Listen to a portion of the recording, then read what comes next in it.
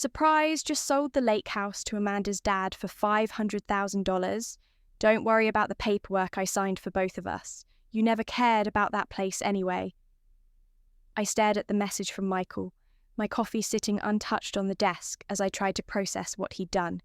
He detached a photo, him grinning in front of my lake house, his arm around a young blonde woman who looked barely 25. My name is Olivia Parker. I'm 38 years old, and today I found out that my husband of 15 years not only has a much younger girlfriend, but also tried to sell my family's lake house to her father. That house had been in my family for 3 generations.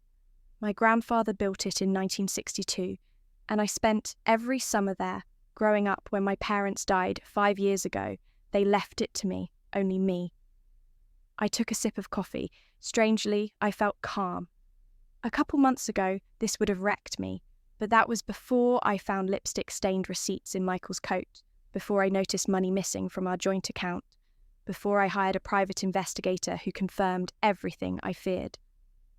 Another text came in. Amanda's dad already sent the money.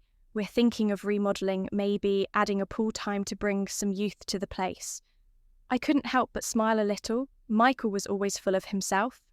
But this, trying to sell property that wasn't his, that was a new level. Then a message from a number. I didn't know. Hi, Olivia. It's Amanda. Just wanted to thank you for being so cool about the house. Daddy's super excited to make it our new vacation spot. Michael says you never use it anyway. I saved her number and didn't reply. Instead, I called Thomas Morgan, our family lawyer, Olivia. He answered right away. I was just about to call. I got some odd documents about the lake house. Let me guess, I said, leaning back, a forged signature, trying to transfer ownership exactly, and not a very good one either. Your husband's no expert in faking signatures. I heard papers rustling on his end. The interesting part, he added, is that Amanda's dad already wired $500,000 into Michael's personal account. $500,000. I asked, already knowing the number. Yes, and since Michael had no right to sell the house, and this clearly counts as fraud, he trailed off. What can we do? Well, Thomas said with a hint of amusement. We can tell Amanda's dad right now and start legal action against Michael. Or, I asked, we could wait until they submit the transfer paperwork to the county and let them figure out they've been scammed. Sometimes people learn best when reality hits. I thought of Michael's smug text, Amanda's clueless message, and all the nights I'd wondered why he'd been so distant. Let's wait, I said. How long do we have with that amount of money they'll likely file in the next few days? I looked at a photo on my desk. Michael and I last summer at the lake house. He was smiling, but now it looked fake. Was he already planning this? Then keep me updated. I told thanks after hanging up. I finally replied to Michael. Congrats on the sale. Hope everything turns out just the way you deserve. He texted right back. Glad you're finally being reasonable. I'll send someone to pack your stuff. I looked around my office at everything I'd built for myself. While Michael plotted behind my back, the lake house wasn't just a place. It was history, family love, and the fact he thought he could just sell it, like it meant nothing, said everything about who he really was. Another text buzzed in. Michael says we should throw a housewarming party after the reno. You're totally welcome to come if you want. I put the phone down without replying. Let them have their party. Let them plan. The real surprise was coming, and this time I'd be the one watching it unfold. I stood and walked to the window, looking out at the city. I'd had this office view for 10 years ever since I started my own practice. Michael once called it a waste of money, said my clients didn't care about the view, but I cared, just like I cared about the lake house, about family, about respect. My phone lit up with a message from Thomas. They just submitted the paperwork to the county. Should take about 48 hours. I smiled as the sunset painted the sky in warm colours. In 2 days, Michael would realise what he'd really done, and I'd be right here watching everything fall apart for him, because sometimes the best revenge is just letting people deal with the mess they made 2 days past. at an agonizingly slow pace. I kept my phone close, waiting for the inevitable explosion that would come when Michael discovered his mistake. Each hour brought new messages from him, and Amanda filled with renovation plans and thinly veiled jabs about updating the old place. The call came at 3:47 p.m. "What the hell is this?" Michael's voice crackled through my speaker, all pretense of civility gone. The county just rejected the transfer, they're saying. I had no right to sell the property. I settled into my office chair, enjoying the panic in his voice. "Oh, that's strange," did they say. "Why don't play dumb?" "Olivia," they said, "the house is solely in your name. That's impossible. We're married. Everything is joint property." I could hear Amanda in the background, her voice high and worried, asking what was wrong. "Not everything. Michael, the lake house was inherited from my parents. It was never in your name. You knew he accused you, and you let me sell it anyway. Correction, I let you try to sell it. There's a difference." I kept my voice calm, professional, by the way. "How's Mr. Anderson taking the news?"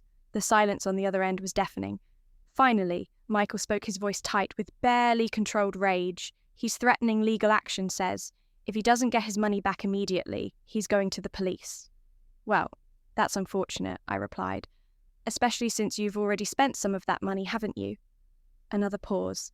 I could almost see him pacing, running his hands through his greying hair the way he did when things spiraled out of his control. "How did you know that the same way I know about the apartment you leased for Amanda 3 months ago and the jewelry you bought her and the weekend trips to Miami?"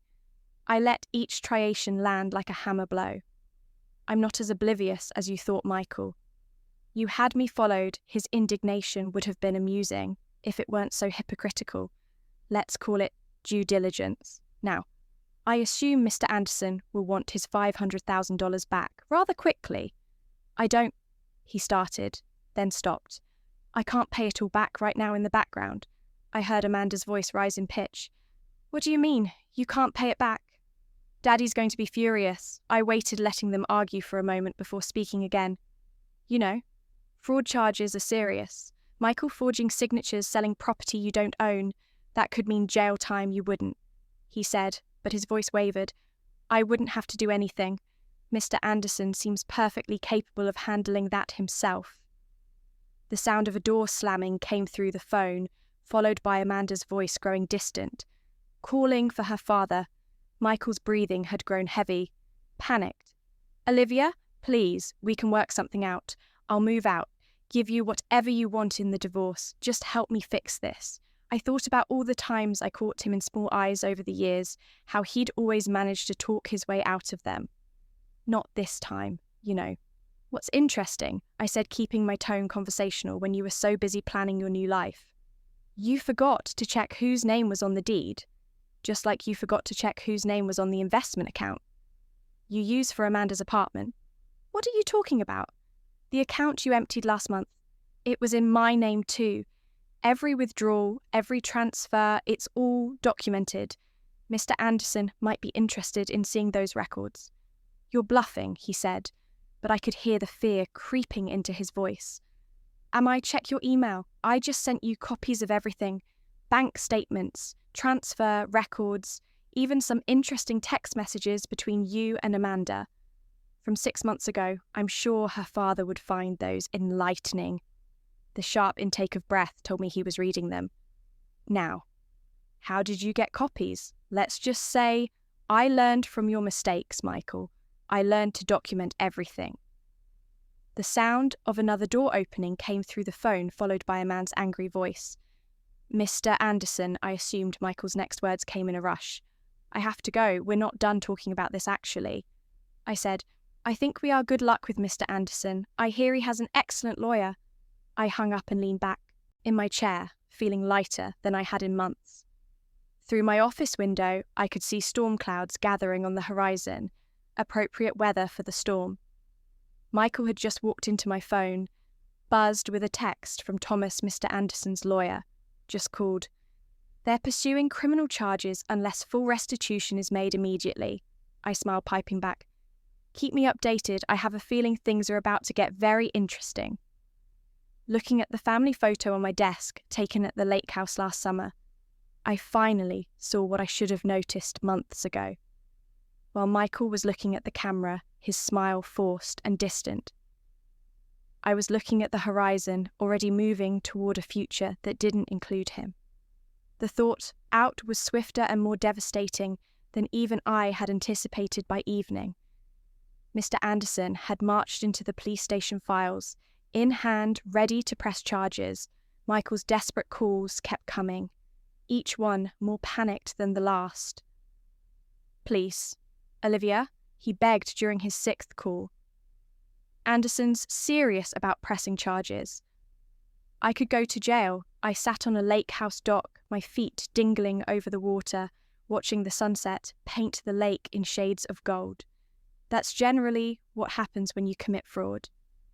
"Michael, I'll do anything," he said. "I'll give you full ownership of everything in the divorce. Just help me fix this." I couldn't help but laugh. "Full ownership of what exactly? The house you tried to sell is already mine. The investment account you drained was in my name. What exactly are you offering?" His silence spoke volumes. "That's what I thought," I continued. "By the way, Amanda stopped by earlier." What the panic in his voice rose. Why to apologize actually seems. "Her father showed her all the evidence, including those texts where you promised to leave me 6 months ago. She was quite shocked to learn you've been lying to her too." The truth had hit Amanda hard. She'd arrived at the lake house in tears, mascara streaking down her face. "He told me you were separated."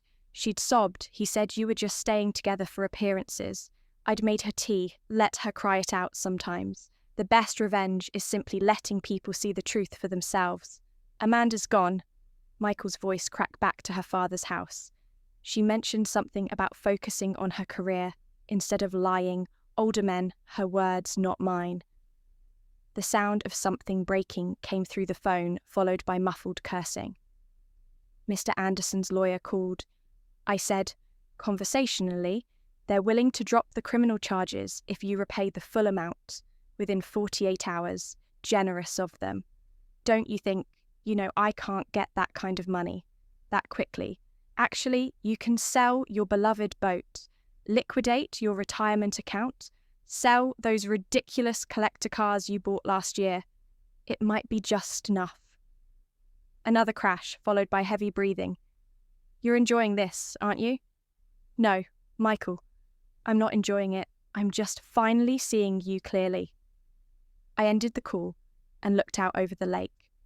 The water was calm, reflecting the evening sky like a mirror, my grandfather used to say. Still, waters run deep, meaning the quietest people often have the most powerful thoughts. He would have appreciated how this played out over the next week. I watched through my lawyer as Michael scrambled to gather the money. He sold his prized possessions, emptied his accounts, even borrowed from friends. In the end, he managed to repay Mr. Anderson just hours before the deadline.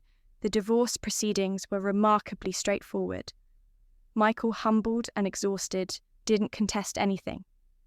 He signed the papers without argument, giving me everything I asked for. Not that there was much left to give. The last time I saw him was at the courthouse. He looked older, defeated, his designer clothes replaced by off-the-rack basics. "I never meant for it to go this far," he said quietly. "You never meant to get caught," I corrected him. "There's a difference." He nodded, shoulders slumping. "The lake house, it really was beautiful. I should have appreciated it more.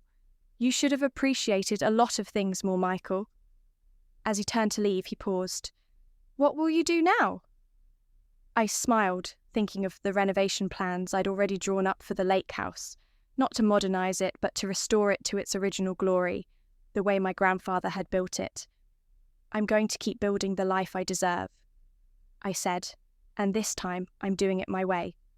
The following weekend, I hosted a family reunion at the lake house. Cousins, aunts, uncles, all the people Michael had gradually pushed away. Over the years, we shared stories about my grandfather building the place, about summer spent swimming and fishing, about the legacy that had almost been lost standing on the dock that evening. Watching the kids play in the water while the adults gathered on the porch, I felt a profound sense of peace. The house was full of laughter again, full of life and love the way it was always meant to be. My phone buzzed with a text from Thomas' final divorce papers are filed. It's officially over. I looked out over the lake at the future stretching before me like the endless horizon. No, I thought it's just beginning. Sometimes the best revenge isn't about getting even. It's about getting free. Free to live authentically, free to honour your legacy, and free to build something better from the ashes of betrayal. The lake house stands as a testament to that truth. Not just a house, but a home. Not just a property, but a legacy. And not just a victory, but a new